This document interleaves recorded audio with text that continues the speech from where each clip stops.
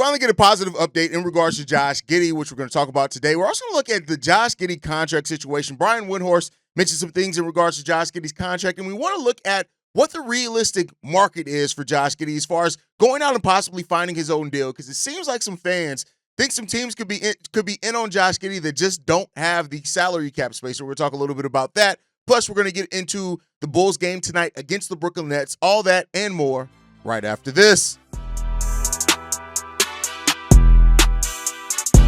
You are now tuned in to Chicago Bulls Central, your number one place for all Chicago Bulls news and content.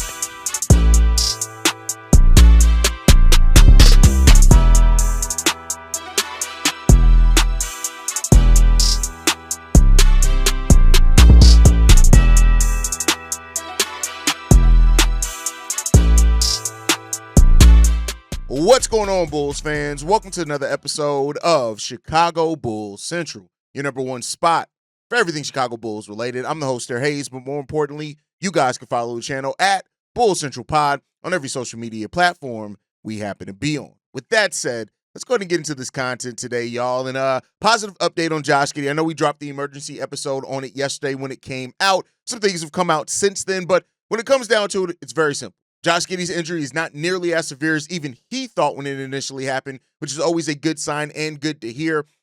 He said yesterday in an interview at practice that he's already back on the treadmill. Billy Donovan added a little bit more clarity, as he always is the one to do on Bulls injuries, in talking about the Bulls. In Josh Giddey, being ahead of schedule, the walking boots off, that they do plan at sometime soon to test him, get him out there running and cutting, and then seeing how his body responds. And that's when a more firm timeline is going to kind of be established. So a timeline has not been established yet, which means he's definitely out today's game, unless the timeline is established, or they may want to see, especially with it being not as bad a couple of days later, how he responds probably today around shoot around, tomorrow at practice as well. And then, they'll probably make a decision over this weekend on what the timeline is for Josh Giddey's return. Maybe it's going to be a week or more. Maybe it's not going to be that. Maybe he'll be back on the court next week. Maybe he just misses these next two upcoming games, today and Saturday, and maybe he's right back. So you want to see Josh Giddey continue to maintain his rhythm and momentum that he's been playing this season with. And, hopefully all is well for Josh Giddey. I won't lie. I said over on Locked On Bulls, seeing Josh Giddey go down in a game where the Bulls are up by 20 and a point guard gets hurt, it brought about some traumatic memories for me, but it's good that Josh Giddey's all fine and well. But with that said, a big a big conversation point that's been had recently over Josh Giddey is his contract, right? I think a lot's been made over his pending contract when it comes down to it, and it's a twofer, right? You have the people that want to be naysayers on Josh Giddey. They point towards his play at the beginning of the season, which legitimately was concerning. Through the first 51 games of the season, Josh Giddey averaged 7.1 rebounds, 6.4 assists, and 12.2 points, right? Which the shooting wasn't great. It was 44.4% from the field and 34.5% from three-point range. But then you look at since that Knicks game, Josh Giddey's looked like a completely different player, right? 23.1 points, 10.9 rebounds, 8.4 assists per game, and he's shooting the ball 52% from the field and hitting three-point range at a solid enough clip, right? And so those things being combined, it's like, all right, like which one is the real Josh Giddey? And I again, not to get Josh Giddey stands all riled up or anything, but the fact of the matter is that no franchise should, I won't say would, because some franchises are stupid, but no franchise should look at just a hot stretch, just like no franchise should look at just a cold stretch to try to make their determination from a player. You want to look at all the data you have possible, right? You only have a season of data on your team, in your building. You also want to take what you've seen from him off on the court with other teams, which is part of the reason why you traded for him, right? It's part of what you saw for other teams, and it's gonna be between those two, right? And the truth of the matter is this, and like I've said it before, and again, this isn't to rile up anybody, and this isn't to naysay on Josh Giddey. I want to be clear here. I think that Josh Giddey has shown that, hey, this is how I can be effective even when my three-point shot is not falling. If he's going to continue to attack and get to the free throw line, that is going to be something that can help extend his game even when the three-pointer isn't falling. We know his float game. We know his ability to get to the rim. That's all been there, right? And it's been really good to see that continue to grow for him. So the three-point shot being here nor there I'm looking at what does he do with other than that. Right now, if you can become a consistent 3-point shooter, I don't even mean a consistently great 3-point shooter, just a consistent 3-point shooter, of course, that completely changes the way you have to guard Josh Giddey day in and day out. And to Josh Giddey's credit, he's become a better 3-point shooter basically every year he's been in the league, right? So you're also looking at a 22-year-old player. If you look at, and again, I'm not comparing these two players at what their ceiling could be, but I'm comparing it because I think they're two past first point guards who had to learn how to shoot. But when you look at Jason Kidd at his 22-year-old season, right, and I believe that would have been his rookie or his second year in the league, Josh Giddey is so far advanced from that, right? As far as his ability to create, right? He's already, Josh Giddey is in the top 3 as far as players who generate and create open shots for their teammates. Josh Giddey this season, not just this stretch, right? Which this stretch has put it in even higher regard. But over this season, he's generated almost 17 points off assist per game, right? That's huge. That puts him in a very, and again, the open shots generated is different from the assist number because it shows that, hey, if you get players that can hit shots better, Josh Giddey can get them shots. Now, the difference, of course, Jason Kidd was a much better defender. He became a much better 3-point shooter later on in his career, which Josh Giddey may be able to do as well. And Jason Kidd was more athletic than Josh Giddey. But just looking at the sense of and again, even Jason Kidd wasn't looked at as the most athletic player even then, right? But I think when you look at Josh Giddey, for people that try to act as if Josh Giddey is some player that's already reached the ceiling, no. This is the place where you take a shot. You are far away. You have no bad contracts on your team. People that are comparing potentially a Josh Giddey extension to a Zach LaVine situation, they're traumatized because that's not nearly the factor. The Bulls aren't nearly, even if they sign Josh Giddey to the $30 million contract that he's asking, the Bulls will still have over $90 million. $90 million in spending capital in the summer of 2026. This team is nowhere close to being cash strapped like they were under the Zach LaVine era, right? They've cleared out basically all the bad money. They have no money over $20 million once they find a way to get rid of Nikola Vucevic or Nikola Vucevic contract expires, right? So you're in a little bit, you look at risk factor as well with teams, right? Again, I come from the finance world, so that's the risk factor. The Bulls right now have a great risk factor to be able to take on and see if a 22-year-old player that's really still adding to his game continues to be able to do that, right? Now, if that's a 3-year, a 4-year, a 5-year contract, we'll see. But they're in that place to be able to take on that risk factor. Now, this was added in a little bit when Brian Windhorst said this in regards to Josh Giddey's contract. The going rate for a starting point guard in the NBA is around $30 million. He is their starter. Now, if you look at a guy like Emmanuel Quickly, he got 5 years, $162 million. I'm sure Josh Giddey is hoping for something like that. He's not quite the scorer or defender Quickly is, so maybe slightly less. The question is, if he doesn't get an offer sheet, will the Bulls play hardball and make him come back on a 1-year contract or actually reward him because they have extended Lonzo Ball? If they do see him as their point guard of the future, and that's why they traded Alex Caruso for him, then I would expect them to try to invest in him. Now, a clear part in that Brian Windhorst pointed out is him potentially signing an offer sheet with another team, right? And I want to talk about that, right? When you look down this, right, an offer sheet with another team means that a team has to have the cap space to be able to sign you, right? And I want to look at that. When you look at the teams that have the available cap space, we're going to use the 30 million mark as a barrier, right? We're just going to look at that mark. The Brooklyn Nets are our team that has $54.8 million, right? But then when you look at that, the only other team that could spend up to $30 million is the Utah Jazz. And they have $30 million in spending power, right? So you're really looking at those two teams. So anybody who's telling you, right, and this is where fans got to sometimes, they take what was earlier rumors and then they apply that going forward. The Spurs, after trading for De'Aaron Fox, do not have the money to go out there and put a huge offer sheet out for Josh Giddey. And they shouldn't. They have a better point guard in De'Aaron Fox who's a better fit. Don't come to me with the Greg Popovich really likes Giddey's game. Greg Popovich likes a lot of players' games. We don't even know if Greg Popovich is going to be there going forward. So, these people that keep saying things and want to bring up the Spurs every time Josh Giddey's name come up are either lost in the sauce or just don't really pay attention to the world of basketball. And they're again, Josh Giddey stands and not actual basketball fans. Now, even the Utah Jazz having $30 million in cap space is dependent upon, guess what? John Collins picking up his player option for $26 million. You know what's highly likely? John Collins picking up his player option for $28 million, which means that the Utah Jazz are going to go from a team that could potentially have upwards of $30 million to they're going to be more around 22-ish, 25-ish million dollars. So that's what you're looking at, right? So those are the two teams with the most cap space to throw an offer sheet. Now, let's say that one of those teams do, right? Let's say a team like the Brooklyn Nets, which are in a rebuild. They do have Cam Thomas there. Maybe they do look at it and say, hey, we can sign Josh Giddey and not have to worry about drafting a point guard. Let's get a big. Let's see what we can do, right? Let's get a wing. Let's see what we can do. All right, cool. The Brooklyn Nets sign an offer sheet to Josh Giddey, right? And that's the part. Let's say that they do sign an offer sheet to Josh Giddey. The Bulls, again, the risk factor, right?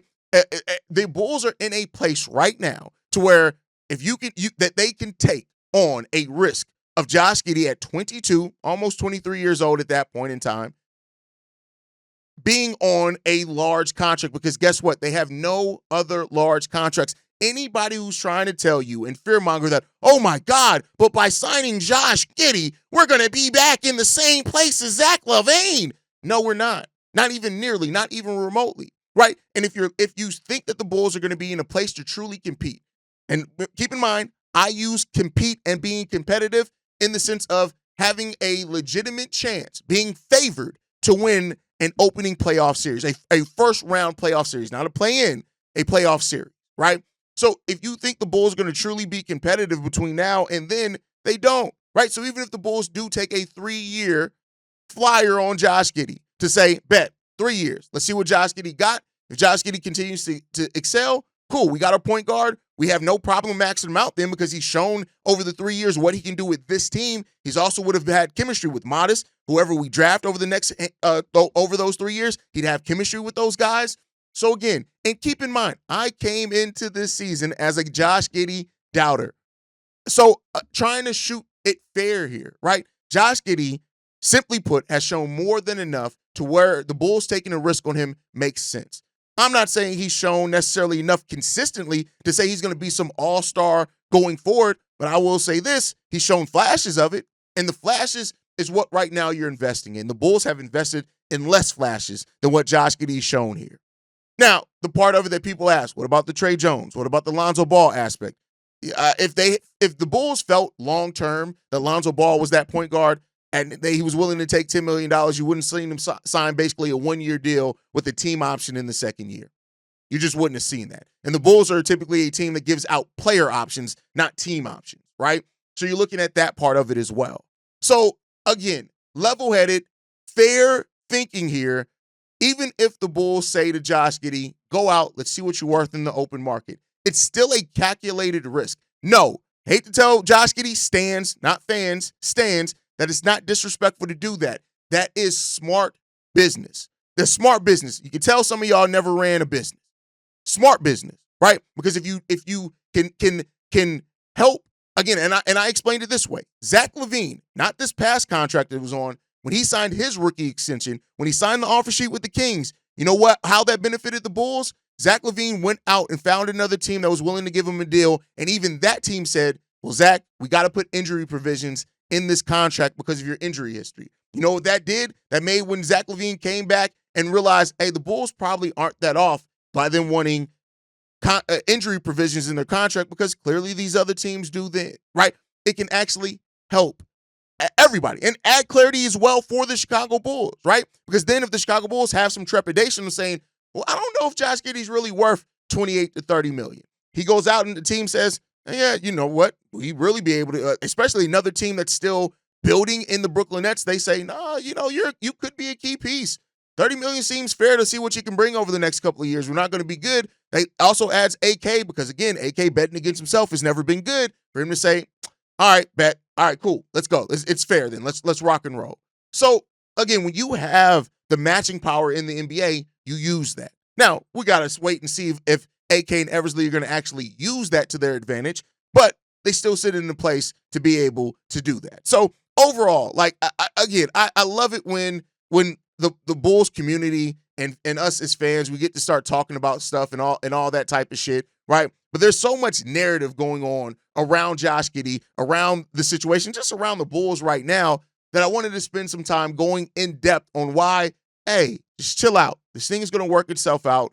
And I think that ultimately, even if the Bulls do make a bad decision here, they have the risk tolerance right now to take on that bad decision. But you guys can let me know what you guys think on everything down below. All right, with that said, the Bulls do have a game today against the Brooklyn Nets. This is a game that could be very important for the seeding, right? Not necessarily that I think the Bulls could come out of the playoff seeding, right? We know who they are. The Bulls are going to be where they're going to be, right? But I do think this is an important game to look at when you start talking about, like, the lottery odds, right? Like, any more wins than the Brooklyn Nets can get, it adds some space there for the Chicago Bulls. The Bulls still sit right now, luckily, at the 8th worst record in the league, right? You have the Portland Trail Blazers right there behind them. Only one win difference between them. The Bulls could drop to number 9. We talked about what that means for the Bulls. They go from 26% chance, a little over 26.3% chance at a top 4 pick to a 20.3% chance. So losing 6 percentage points there. And then as far as the number 1 overall pick, those odds drop from 6 to 4.5, right? If that were to happen. So overall, this matchup with the Brooklyn Nets is going to be fun to watch for a couple of reasons. Not only for the tankers and them to have their thoughts on, and they to get ready to lose their shit over the Bulls winning potentially 4 in a row. But also the Brooklyn Nets are another team to see what effort they give. They killed the Bulls earlier in the season without most of their starters, and that was a team that was terrible, right? The Brooklyn Nets right now sit at 22-43 on the season. They have a net rating over the last 5 games of -4.7, but they've been 15th in offensive rating and 23rd in defensive rating. They've also been a team that shot the ball pretty decently. They have the 12th best effective field goal shooting percentage at 55%. And 58% true shooting percentage. So the Bulls defense still has to look out for this Brooklyn Nets team. The Brooklyn Nets also are a team that don't turn the ball over a whole hell of a lot. They're in the upper half of the league as far as turnovers. They're still susceptible at times to do that. And it's going to be interesting to watch. But that's over the last 5 games on the season. They're the 28th team off turnovers. So, this could just be a streak where they're taking care of the ball a little bit better. But the Bulls defense is going to be keyly important in this one, right? And I think outside of just the defense, how the Bulls offense operates with Trey Jones now probably running the show, and seeing how that works. There's also an opportunity for Coby White to have another big game as he continues his good stretch of basketball games as well, right? So this is a game to watch out for. And this is a game that I think is going to be probably more entertaining than what some people realize. Sometimes those games, you look at your schedule and you're like, the Brooklyn Nets suck. And the Bulls suck on the season. They've on a hot stretch as well. So, to see how this team performs today is going to be really fun to watch, especially because with Josh Giddey and his usage, to see that come away and how that gets spread upon other players. You're going to need, of course, Coby White to step up, but he's already leading the team in usage. So that leaves more for Modest Bucilis, more for Trey Jones, more for other players off the bench to step up, and Dalen and Julian, and maybe even a lot of THT tonight, right? Jalen Smith, these guys, Zach Collins, Vooch, to see how these guys step up. And I think I didn't mention Patrick Williams, but that was intentional. Take that as slight if you want to, P. Will. Use that on the court. So that's the thing that we could see what's going to happen here. And overall, I think the Bulls are in a really good opportunity and space to come in and win this game. Now, of course, with the tanking situation, and not even let's clear this. The Bulls aren't tanking. So we're not going to have a tanking conversation anymore. We can have a seeding conversation, right? Here's the thing, right? And shout out to Jamal from Bull Central, who had a great tweet yesterday on Twitter, because I refused to call it X, in which he talked about the fact of, listen, this is all out of our control. If you are getting all up in arms every time the Bulls win some games, guess what? It's out of your control. If you're getting up in arms every time the Bulls lose some games, guess what? It's out of your control. At this point, the Bulls have shown that they are going to go into it, wherever their seeding is, whatever their chances are, whatever their odds are, they're just going to play that. This team, the team that's on the court, has shown you that they're going to compete as well, and you should want that. You shouldn't want young players that are packing it in. These young players are competing down the stretch because technically they could have nothing to fight for. Yeah, they're the 10th seed in the play-in. They're going to get a play-in game or two. But to see these players continue to play, I would never wish my team to not do that. Like that's just weird to me, right? And I get it that people talk about the organization. Now, if the organization wanted this Bulls team to be a bottom 5 team, they should have traded off more. And with people complaining about us not getting more back in the Alex Caruso trade, we should have traded off more players for nothing, right? So you try to get value back in every move that you made. And because of that now, like, you're seeing the reward of that. Like, come on. Wherever it goes, right? There's been plenty of signs, and sometimes tanking has worked for teams. A lot of times tanking hasn't worked for teams. And I think people confuse there's a difference between saying that you have better odds in the top 5. That's different from tanking working or not. Because there've been a lot of teams that have tanked and haven't wound up in the top 5. And so, and it is what it is when it comes down to it. The Bulls have already shown their hand. They've shown that they're fine to accept their fate for what it is. And we're just going to review it and battle it as we go. And we'll continue to do that here at Chicago Bulls Central. But thank you guys for tuning in. Make sure you guys are following the show at Bulls Central Pod. You can send us any feedback, questions, comments, concerns, bullscentralpod@gmail.com. Lastly, if you want to leave a text message and our voicemail for the mailbag, the number to do so, 773-270-2799. We are the number one spot for everything Chicago Bulls related, but that's thanks to you lovely and beautiful people. And like we like to end every episode on, go Bulls. Love you guys. See red if you can, y'all. Peace. This has been a presentation of the Break Media.